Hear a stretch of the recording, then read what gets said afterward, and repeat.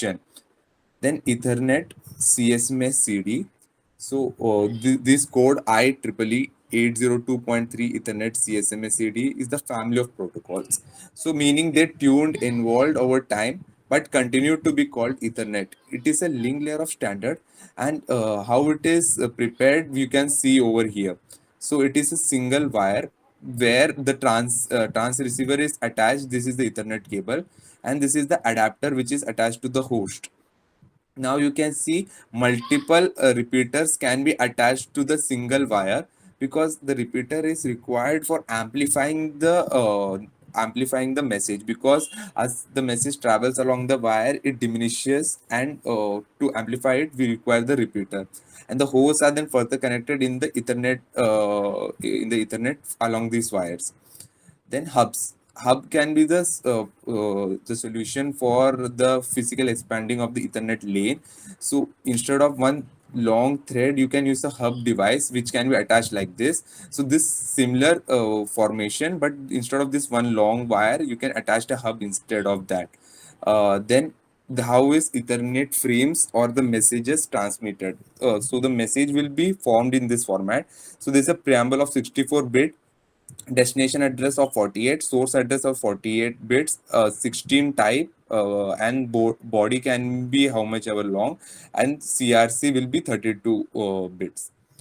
So you can see there can be a range of 46 to 1500 bytes for the body. So this constraint can vary. Then you can see that every adapter has a unique address, so this message won't be received by some other because of the similarity of their addresses. Then media access control protocol. So this is considering the bus topology where the medium is shared between many sources and receivers. Then the sharing medium is air. So using the token ring and polling strategies, we have came up with the taking turns protocol. So can you think what is the issue with this protocol? So the issue is that instead of waiting in lines for their chance to speak or transmit, the sources can transmit at random intervals. So they are called random access protocols, that anyone can come at any time if the channel is free to transmit, because we don't want any collision in the path or the channel. So you can see that we don't want such collision, so the message will get corrupted. So first all the emitters or the source will try to listen the channel, and then it will see that there is no transmission occurring. In that and only case they will start transmitting. So you will think that the problem is solved, but the actual issue occurs when there are two three problems involved here also.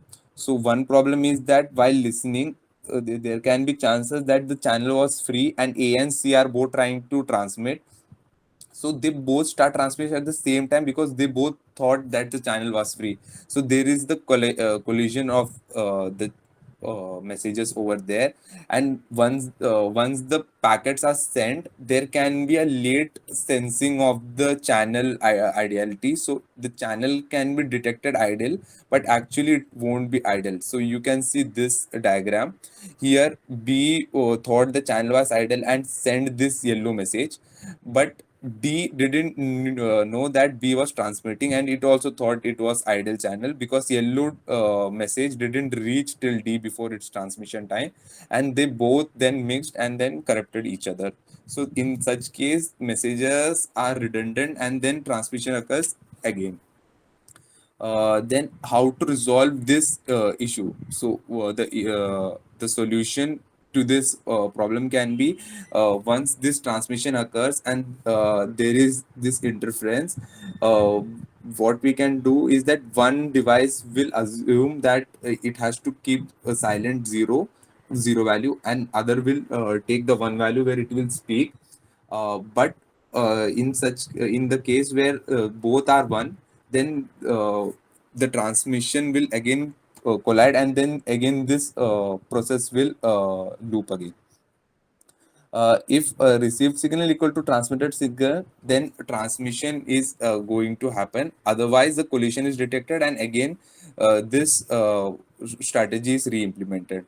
Now you can see there is one more issue. If this A is transmitting to B, actually it is transmitting some other, but it is just sending the message that it wants to transmit. Then B will be transmitting its own message when it want to transmit. But since they both collide, then A and B come to know that there is a problem in the network. So actually they both want to transmit, but the issue is that A transmitted first that it wants to transmit. So it should be ideally A's chance to transmit now.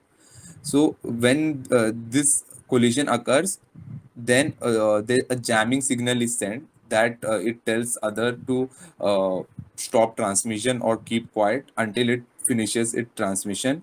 And the how to recognize who transmitted the jamming signal first. So it can be done if you have a fixed distance between A and B, then you can use that to calculate when the collision occurred by A receiving the signal after it sends its own signal. So you can take the time difference and calculate who sent the signal first.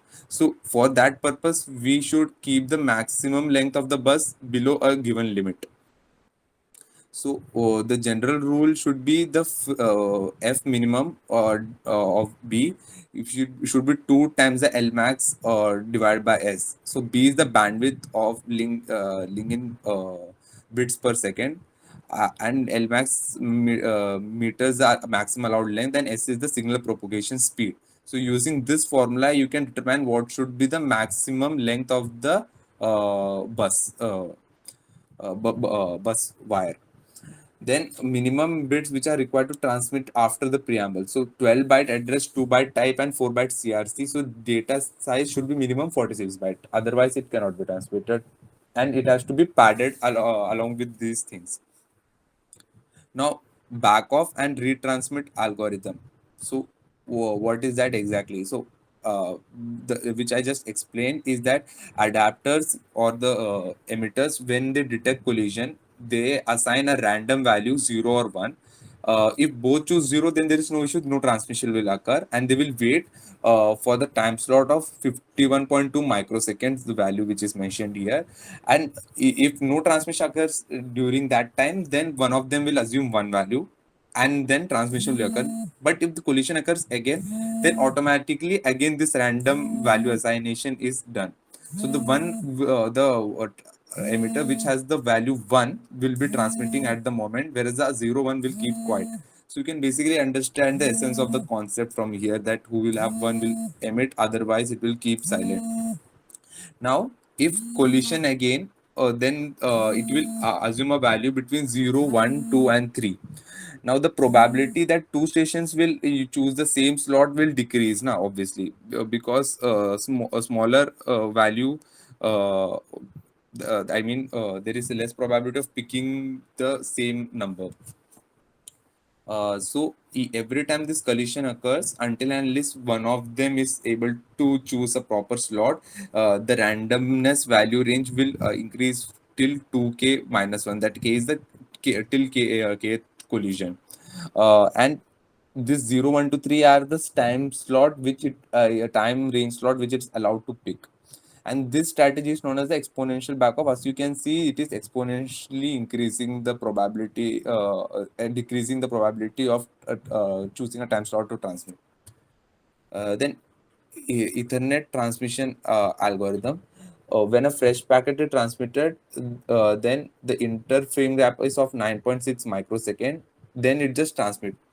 So while transmitting, it also listens. So if it listens to some other transmission, then it will keep quiet, and then this back off and retransmit algorithm is implemented.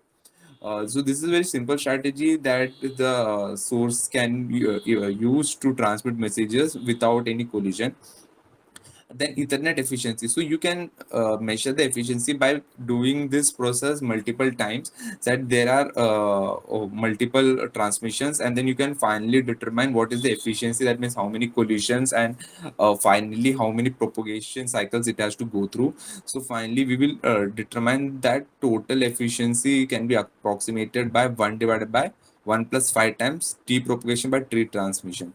So if for intuitive feeling, we can see that if propagation time becomes zero, that zero propagation time, instant transmission, then the efficiency becomes one. So it is the best network now. And also if transmission time becomes infinity, then also it is one, because if it is infinity, then for making the packet, we will take infinite time. So infinite time will be allotted for transmitting the messages between two linked sources. So it is efficient in that manner. Summarizing Ethernet. So Ethernet is just plug and play. So it can operate at a low efficiency, because more the number of nodes, more the collision increasing. So it's a bit low efficient. And finally, switched Ethernet, which can replace it because it can switch between multiple sources and networks. Then wireless.